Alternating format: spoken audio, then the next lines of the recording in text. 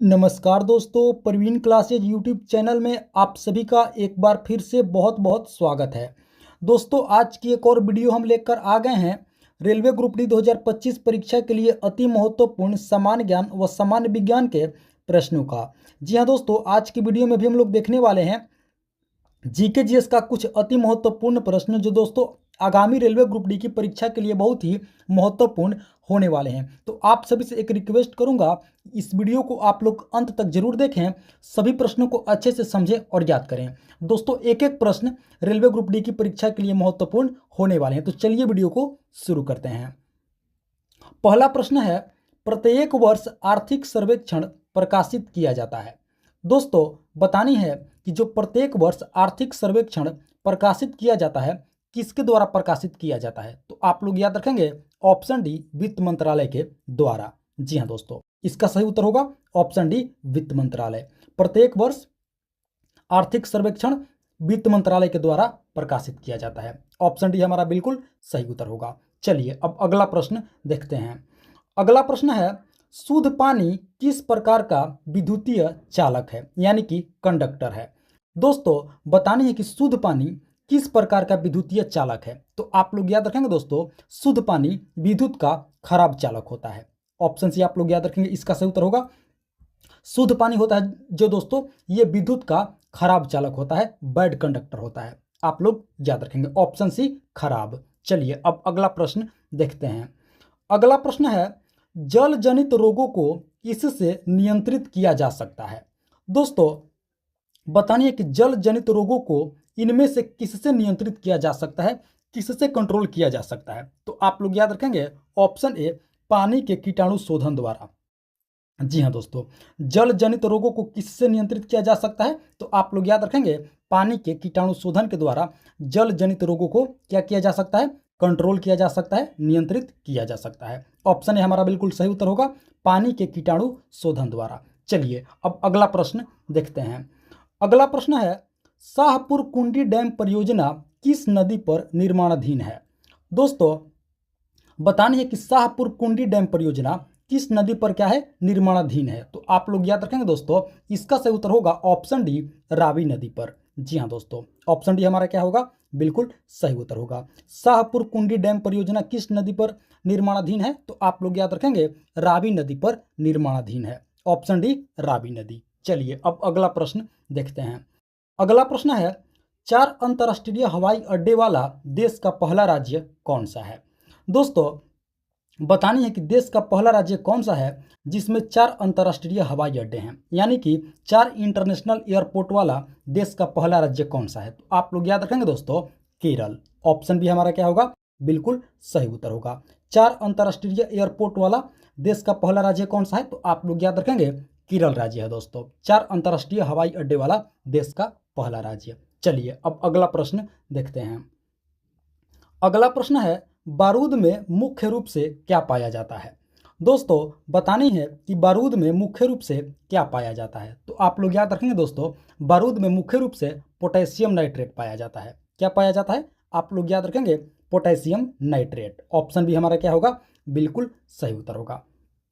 इसके साथ दोस्तों सोरा भी पाया जाता है। क्या पाया जाता है? सोरा भी पाया जाता है। बारूद के साथ बारूद में क्या पाया जाता है? तो आप लोग याद रखेंगे पोटेशियम नाइट्रेट के साथ सोरा भी पाया जाता है।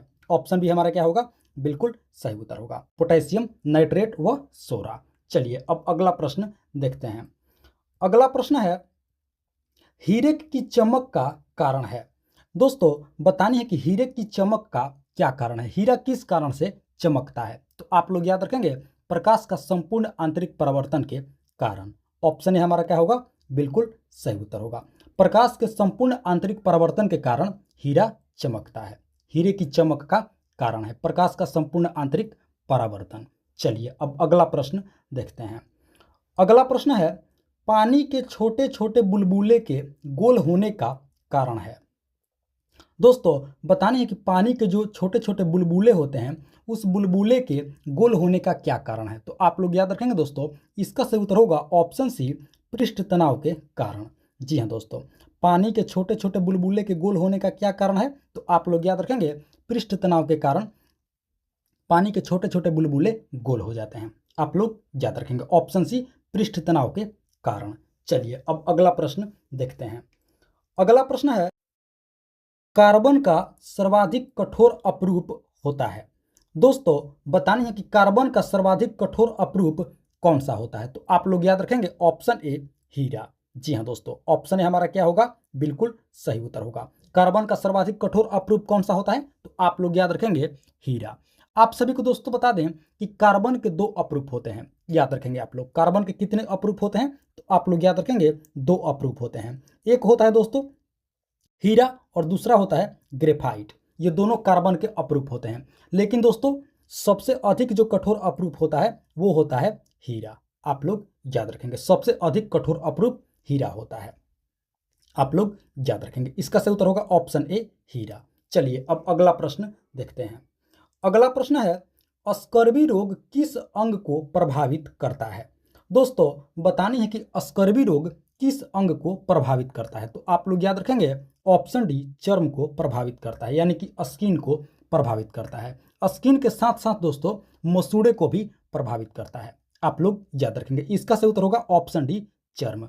आप सभी को दोस्तों बता दें कि स्कर्वी रोग विटामिन सी की कमी के कारण होता है। किसकी कमी के कारण होता है, तो आप लोग याद रखेंगे विटामिन सी की कमी के कारण।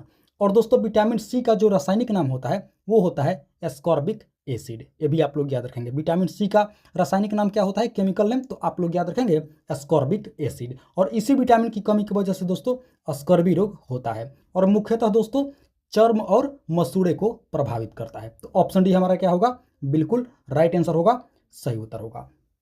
चलिए अब अगला प्रश्न देखते हैं। अगला प्रश्न है, भारत के किस क्रिकेट खिलाड़ी ने T20 अंतर्राष्ट्रीय मैचों में 4 शतक बनाने का रिकॉर्ड बनाया है। दोस्तों बतानी है कि भारत के किस क्रिकेट खिलाड़ी ने T20 इंटरनेशनल मैचों में 4 शतक बनाने का रिकॉर्ड बनाया है। तो आप लोग याद रखेंगे रोहित शर्मा। ऑप्शन डी हमारा क्या होगा, बिल्कुल सही उत्तर होगा।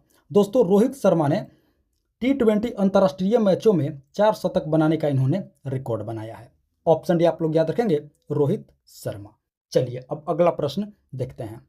अगला प्रश्न है, कांसा किसकी मिश्र धातु है। दोस्तों बताने है कि कांसा किसकी मिश्र धातु है। तो आप लोग याद रखेंगे तांबा और टीन का। ऑप्शन ए हमारा क्या होगा, बिल्कुल सही उत्तर होगा। कांसा किसकी मिश्र धातु है, तो तांबा और टीन का। आप सभी को दोस्तों बता दें कि कांसा में दोस्तों तांबा की मात्रा 90% होता है। कितना होता है, 90%, और टीन की मात्रा 10%।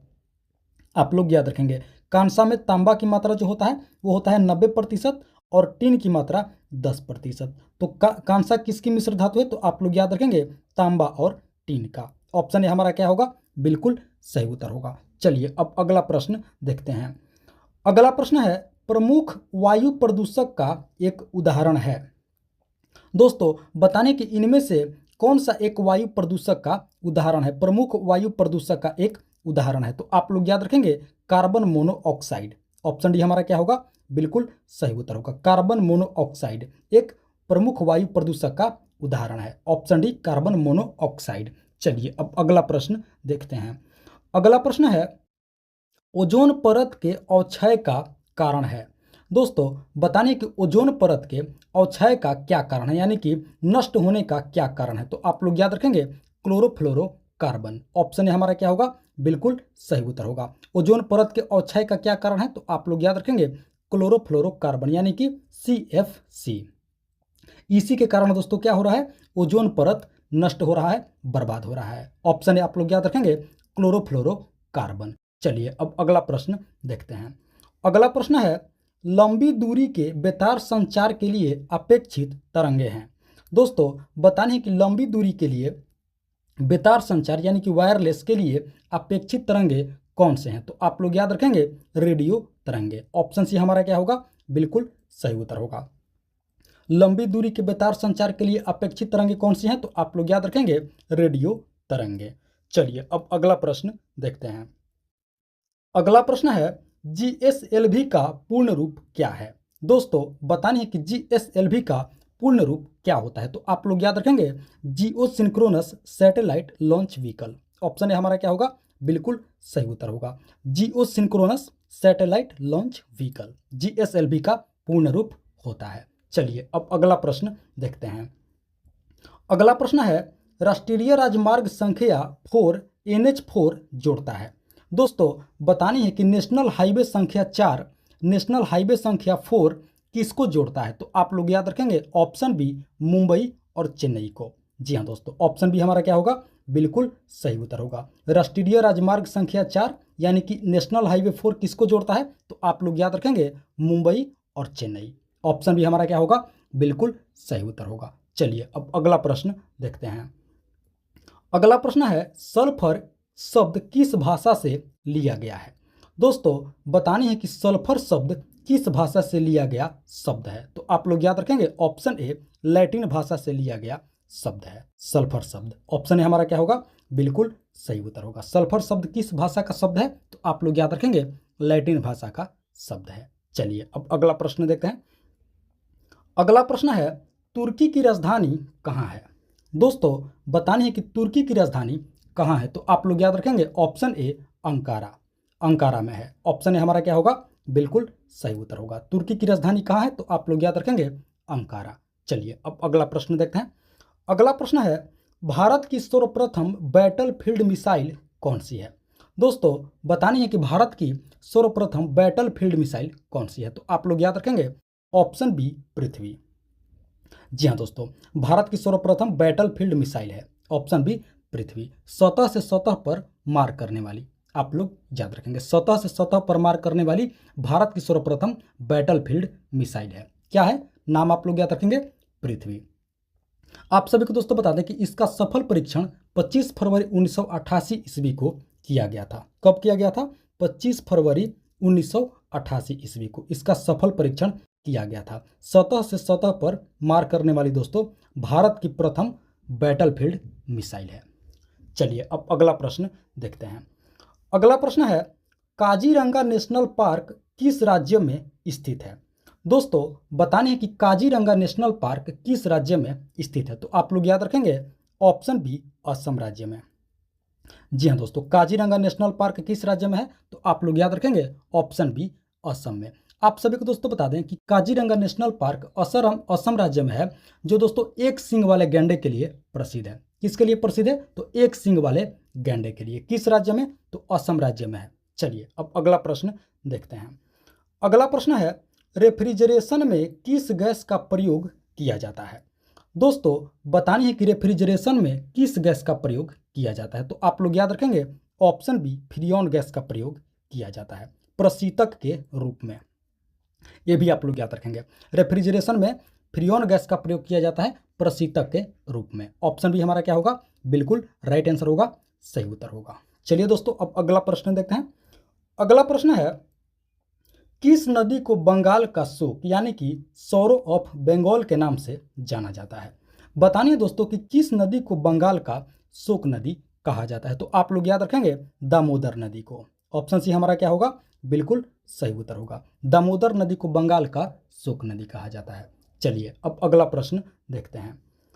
अगला प्रश्न है, फॉरवर्ड ब्लॉक की स्थापना किसने की थी? दोस्तों बतानी है कि फॉरवर्ड ब्लॉक की स्थापना किसने की थी? तो आप लोग याद रखेंगे ऑप्शन बी सुभाष चंद्र बोस ने।